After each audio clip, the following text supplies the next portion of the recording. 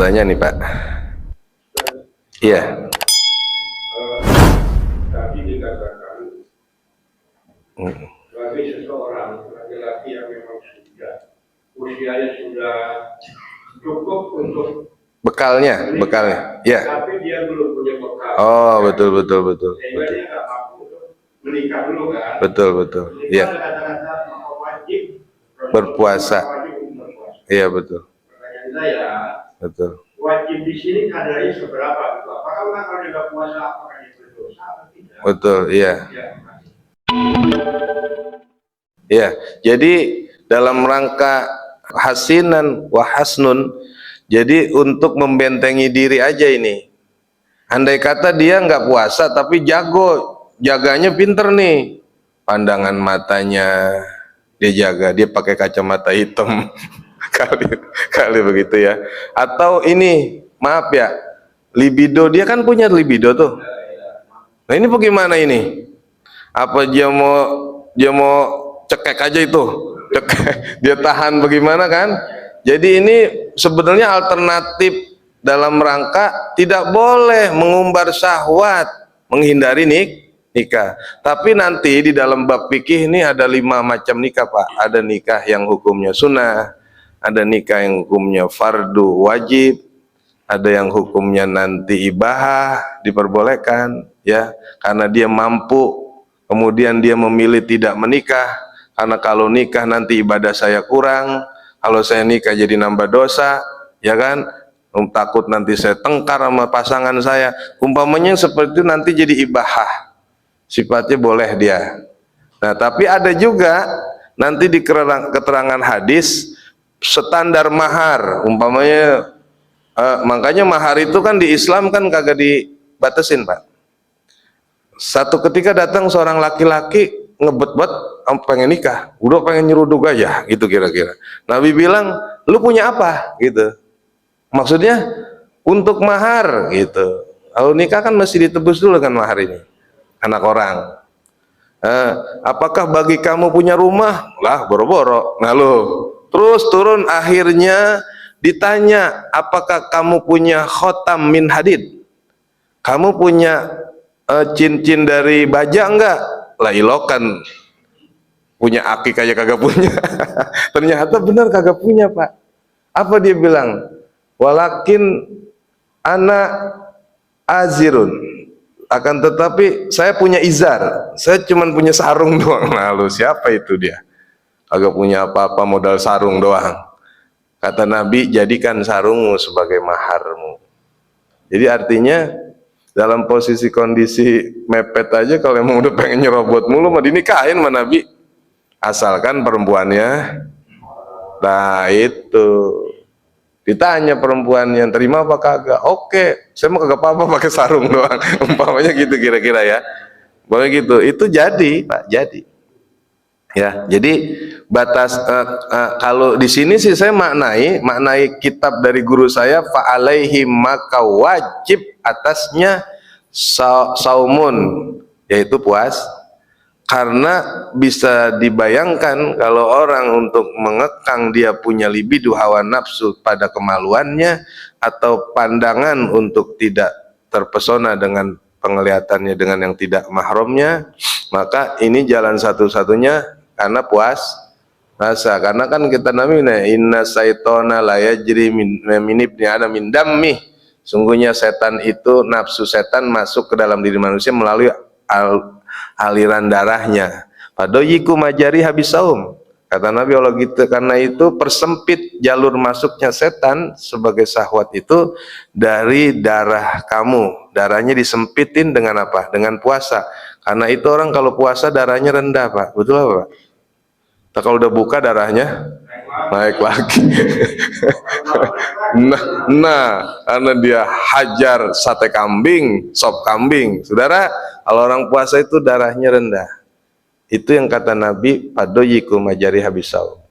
Jadi kalau kiai saya sih manain pahalaihi, maka apes ingatase wong, bahasanya gitu. Ada orang Jawa apa kagak ya?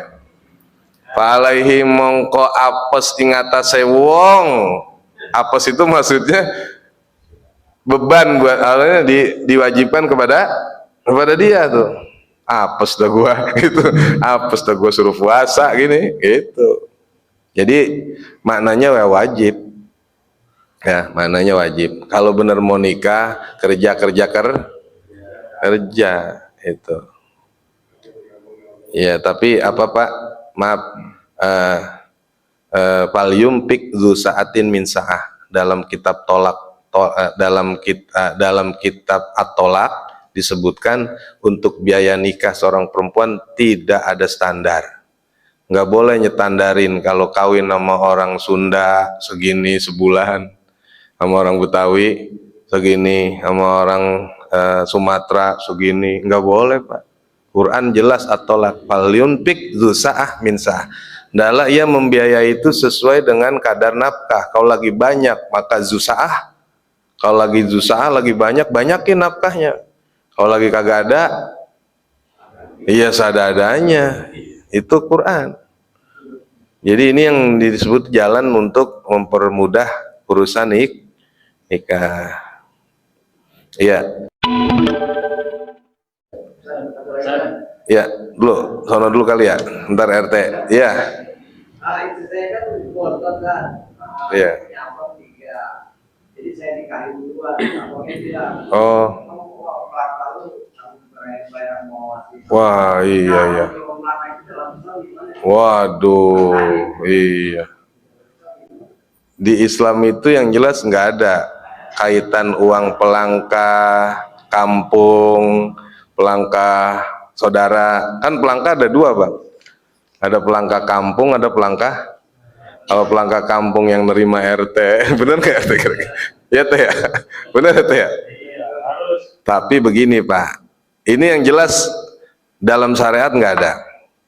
Di dalam syariat tidak ada bahwa nikah itu adalah jodoh yang sudah ditetapkan oleh Allah. Tidak ngarah yang mudaan duluan atau yang tuaan memang mestinya duluan, enggak. Kalau emang udah jodohnya udah ketemu, idza ja'a mingkul ba'ata ya masyar sabab, idza ja'a mingkul ba'at, kalau memang telah datang masanya kamu udah siap nikah, ya nikah. Siapa yang duluan, kan gitu ya. Kan ketentuannya begitu. Cuma begini, di dalam asbah wan nazair itu disebutkan, kitab usul fiqh Pak, kaidah fikih disebutkan al-adatul muhakkamah. Adat tradisi setempat itu bisa dijadikan hukum. Tapi kata kitab asbah wan nazair terusannya Pak, illam yakun lahu syar'iyun. Illam yakun lahu syar'iyun. Kalau nggak ada hukum syariat, nggak bertentangan sama syariat. Kalau tadi kira-kira gara-gara dilangkain abangnya kagak terima, kagak jadi nikah, itu berarti melanggar syariat. Batal Bang, hajar terus Bang. Hajar terus. Emang udah kejadian lagi ya. Jadi kalau memang itu menjadi lebih kuat aturan adat dari syariatnya, batalin Pak adat. Sampai orang lewat kagak boleh. Orang Ulu Jami mau nikah ke Cipulir, ngelangkain kampung dulu, kagak boleh. Itu namanya palang pintu. Iya palang pintu makan adat inian doang, apa namanya? Iya, tapi bukan beneran kan? Nggak pakai palang pintu ya udah nyerobot aja kan. Ini mah ini aja melestarikan adat. Tapi kalau terjadi begitu Pak, orang mau nikah dipalangin di Cipulir, kagak jadi nikah, maka ini namanya bid'atun dolalah. Ini adat ini melanggar hukum yang begini ya. Ya itu jadi al-adah muhakamah. Tradisi itu bisa dijadikan sebuah hukum kalau tidak ada pelanggar, tidak menentang syariat. Kalau penentangan syariat gugur. Contohnya roti buaya misalkan ya. Roti apa? Roti buaya melanggar syariat enggak? Pembuat namanya tasawur Pak, bikin patung. Bikin apa? Ya kan buaya. Kata ulama haram Pak. Iya loh, besok agak laku tukang roti. Maka disiasati. Yang haram itu kan membuat patung, membuat gambar makhluk hidup. Maksudnya apa makhluk hidup? Buaya kalau dari pala sampai buntut dibikin, berarti buaya hidup ini. statusnya seperti membuat makhluk hidup. Makanya Pak, besok kalau bawa roti buaya palanya aja, paham Pak? Ya jangan kakinya doang, pala, mendingan pala, masa buntut doang efek-efek, ini mah cicak kali ya. Nah itu Pak, solusinya begitu. Pinter nggak tuh ulama? Kalau nggak dibawain roti buaya, ngambek sebelah sono. Ya udah kita bikin Pak palanya aja. Jadi sepotong tuh Pak, sepotong setengah badan berangkat. Kiai mau nganterin. Tapi kalau ngeliat buayanya utuh, waduh, dipotong sama Kiai. Potong dulu, potong. Kalau mau dibagi dua. Jadi palanya di sini. Nah, itu kan bisa diatur Pak, biar adat tetap lestari, tapi tidak melanggar syariat. Caranya, paham ya Pak? Ini mah kagak, udah roti buaya ditemplokin anaknya lagi. Ya, gua kata lu nambahin aja, yang ini aja gua puyeng. Kan ada yang anaknya ditemplokin anak. Aduh, bocah kita kata. Jadi nggak apa-apa Pak, melestarikan tradisi asal jangan melanggar. Kalau ada syariat itu kata Imam At-Tajuddin As-Subki dalam kitab Asbah wa Nadzair, dia katakan batal tuh adat kalau ternyata ada melanggar hukum syariat. Dilihat dulu syariatnya beradu apa kagak. Ya gitu. Ya, Pak RT. Ya, Ya. Siap. Ada tentang lamaran, yang mana lamaran kan ketika dibawain emas, Ya. itu bagusnya disebut nggak? Apa boleh nggak disebut? Oh gitu. Nah, kan kadang-kadang emas kawin misalnya Oh ya. 50 gram gitu. Ya, betul. Ada juga di sini ada yang nggak disebut, ada yang disebut. Iya, betul. Kedua nih, batasan laki-laki kawin itu batasan umur berapa San? Oh iya. Sedangkan dia sudah mampu, sudah Iya betul. Siap. tapi belum juga dia menikah. Sampai ke bawah mati misalnya Ustaz nih. Ya. Itu gimana Ustaz? Ya, baik. Yang pertama mengenai penyebutan jumlah daripada lamaran, bawaan ya. Bawaan atau uang belanja. Uang belanja itu variasi daripada ba'at tadi Pak, biaya. Disebut mu'natut tajwiz, yaitu biaya nikah. Ya, itu yang nanggung siapa biaya nikah? Yang nanggung laki Pak. Kan dia ma'syarus syabab, wahai para pemuda, bukan pemudi, tapi pemuda. Nah, baik, sekarang masalah penyebutan. Kita lihat dalam sejarah, di dalam kitab Nurul Yaqin, kitab sejarah tentang kehidupan Rasulullah. Ketika Rasulullah melamar Siti Khadijah, yang ngelamarin kan pamannya Pak, Abu Thalib. Dia berkhutbah. Dia sampaikan nama paman-pamannya siapa? Siti Khadijah, bahwa inna hadza ibnu ami, bahwa sesungguhnya ini inna hadza ibna akhi, sesungguhnya ini anaknya saudara saya, namanya Nabi Muhammad atau ponakan saya lah gitu.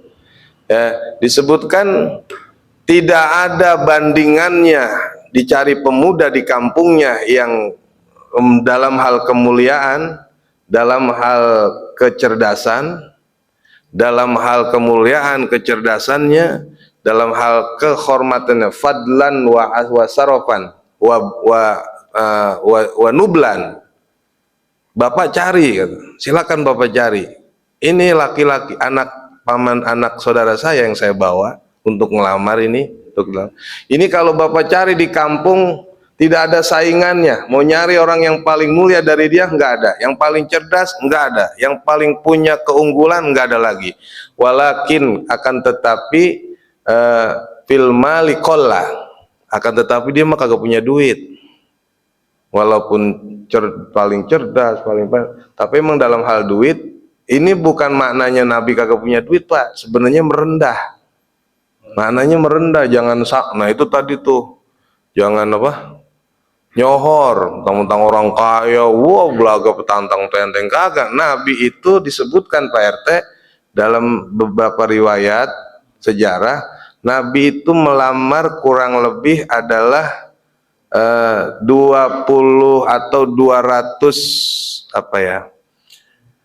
200 miskol kalau nggak salah, 200 miskol itu 200 miskol dinar atau yang menyebut 500 dinar itu setimbang dengan 1, sebanding dengan setengah M, sebanding dengan setengah M. Di masa itu loh kan setengah M. Disebutlah dalam riwayat bahwa yang Nabi bawa ini segini buat dia. Berarti kan boleh itu ya, boleh. Nah, udah selesai dia. Udah itu kebetulannya. Nah, jadi boleh itu. Jangan disebutin. Nggak apa-apa juga nggak disebut.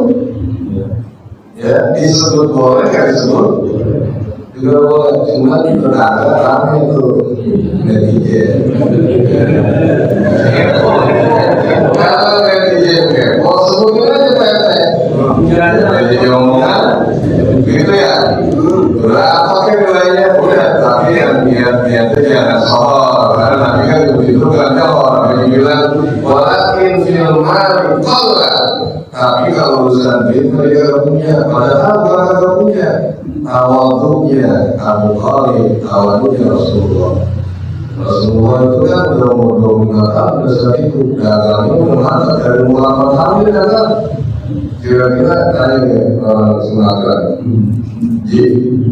kalau dari 8 tahun udah dagang, udah punya karena Nabi itu mereka punya duit, tapi adanya wafat. Dari riwayat tadi sebenarnya setengah M Pak, zaman dulu itu 15 sahabat yang silam setengah M kayak apa? Makanya sekarang ada orang-orang 1 dan 2 M yang gak tahu ya. Nabi itu sudah setengah M. Ya, jadi menyebutkan itu tidak masalah. Atau tidak disebutkan pun tidak masalah. Harusnya lagi jadi wakil yang terserah. Kalau pakai kode juga nggak apa-apa.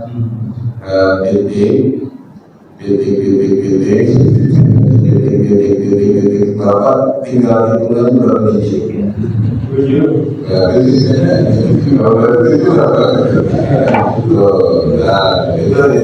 menunjukkan tidak ada masalah. Tergantung dari situasi. Kalau tidak sangat tetangga orang yang dengar, gitu kan? Kalau kan dia sebutin aja, karena biar kelihatannya begini, maaf ya, nah, kalau gitu ya, yang benar nanti itu bawainnya, gitu ya, kan gitu makanya ya, kalau setelah begitu, ya udah seperti itu. Ya, udah. Semoga Allah Ta'ala bisa al-Fatihah.